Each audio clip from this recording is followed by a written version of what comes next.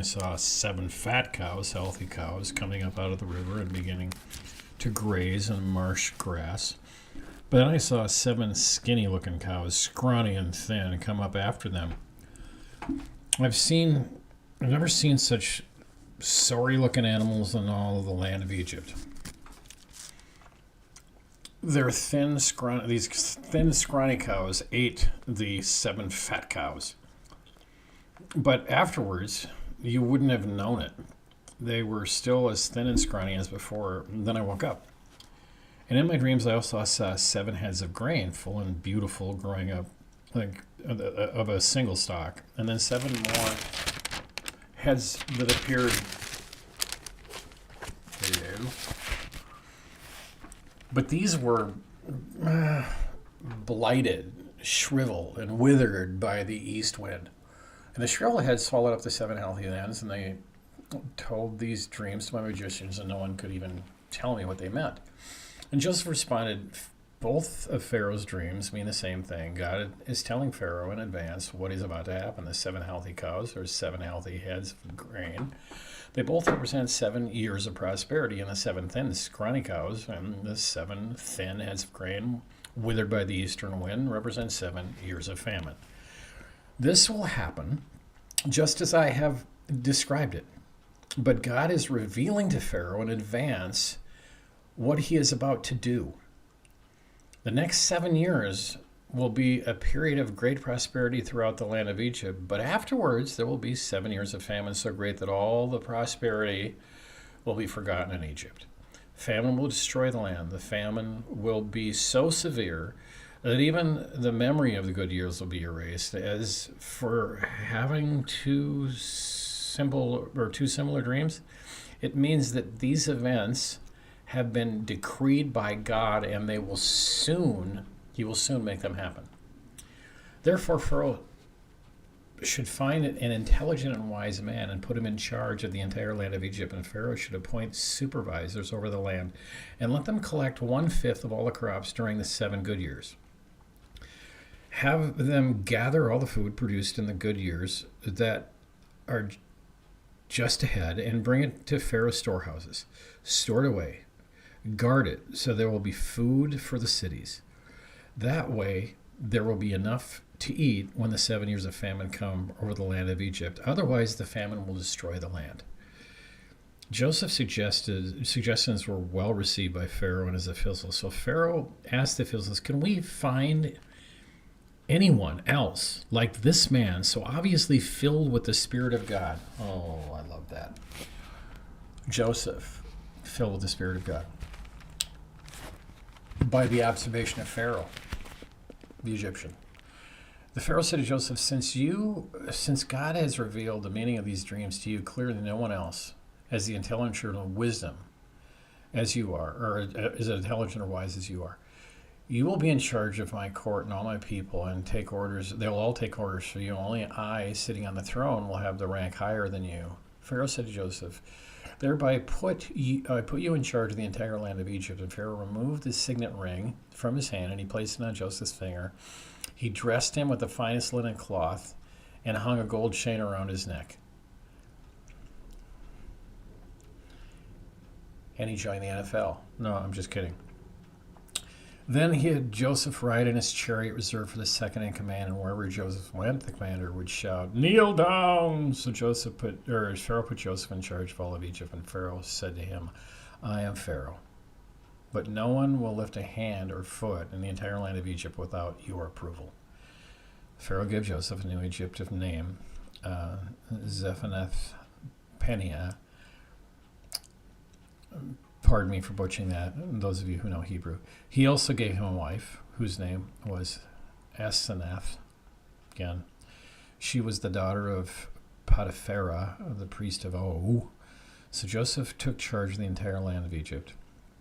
He was 30 years old when he began serving in the court of Pharaoh, the king of Egypt.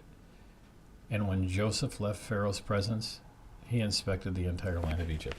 I just got to say this. I don't even know if I'm going to talk about anything else today because this is so cool. Okay, so at a young age, God gives him dreams.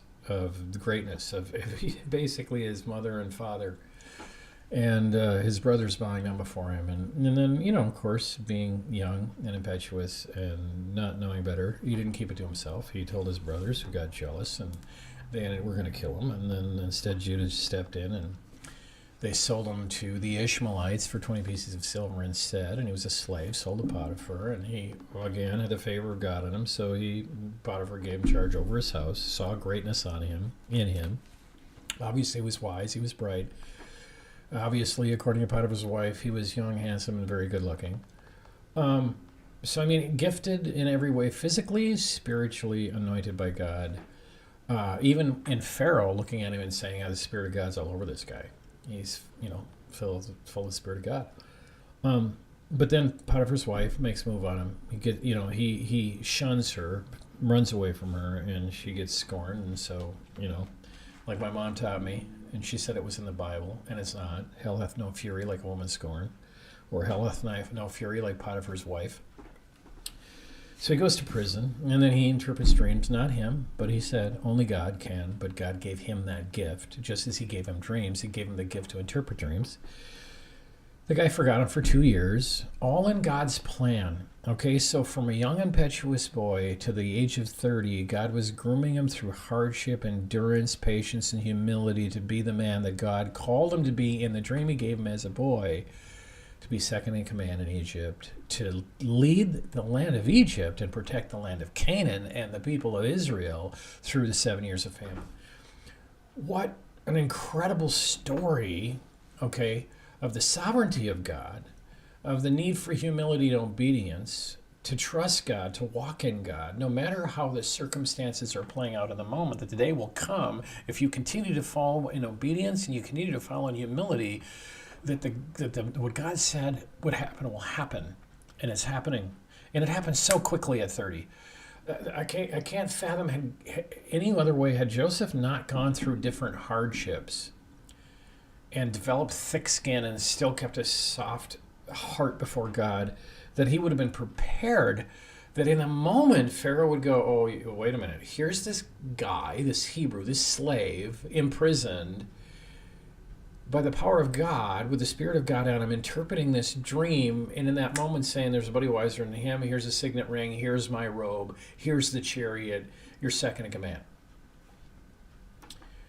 The ways of God are higher than our ways. His thoughts are higher than our thoughts. Man, God is calling us to read the Word, know the Word, apply the Word to us, hear what His Word is for us. What I know the plans I have for you, plans to prosper you, not to harm you, to give you a future and a hope. All right, I knew every thought of every day before you lived any one of them. Okay, He knit us together in our mother's womb. He had made the plan of redemption for us before the earth began. This is how much God loves you, how much God has prepared for you. But you've got to take the life and the journey of Joseph that says, I believe God with all my heart, so I will follow him regardless of what happens, okay? The circumstances around me, right? He made the best of the mud that he was put in the pit. And he served Potiphar to the point where he was the head of the household. And then given more mud by being put in an absolute no-win situation with Potiphar's wife. And then in prison. I mean, what happened there? Quickly, the prison, the guy, the head of the prison goes, I'm going to turn this all over to Joseph. There was leadership on him. There was anointing on him. There was, there was just ability, God-given ability in him, on him. And yet he had to stay another 2 years in there without explanation. But when the time came, because he spent his time in obedience, submission, and humility to God, he was ready when the moment came for his time to step onto the stage and do what God called him to do, what God created him to do. I feel in my heart, I'm going to be a year older another week. And I'm not young. And I receive visions from God and a call from God. God revealed himself to me in a dream when I was 5 years old, 4 years, 10 months old. Called full-time ministry when I was 12. Many miraculous signs, wonders, and visions When I was, 18, praying in the chapel at Southeastern one night, at about 7:30, a guy just picks me up in the cloud and he carries me over to the Far East, and I saw an old man in a gray uniform coming down from stairs from an upstairs apartment in a street kind that I'd never seen. And he had a gray uniform on and a gray, almost like beanie cap with a red star on it. Well, to me, that was China. Never been to China, but God showed me that you'll be there someday. And then he flew me over Africa, just in the clouds. And then I saw what I'm pretty sure is Zimbabwe, and I've never been there. And then he brought me over Europe, and I'm not so sure where it is, but I'm pretty sure it was Poland, and we planted a church there. So I'm now 3 times older than I was when I had that vision, and only one of those 3 trips have happened. But so many more miraculous things have happened on the way, and it's just a testament that, like Joseph, we need to be diligent, humble, teachable, and obedient in the journey, because God has promised us there's more to come. There's even greater things to come. So let the word encourage you. Let the word propel you forward. Let the word propel you deeper into God. I'm so excited about where he's taking us on this journey in the days to come for the glory of God and the establishment of his kingdom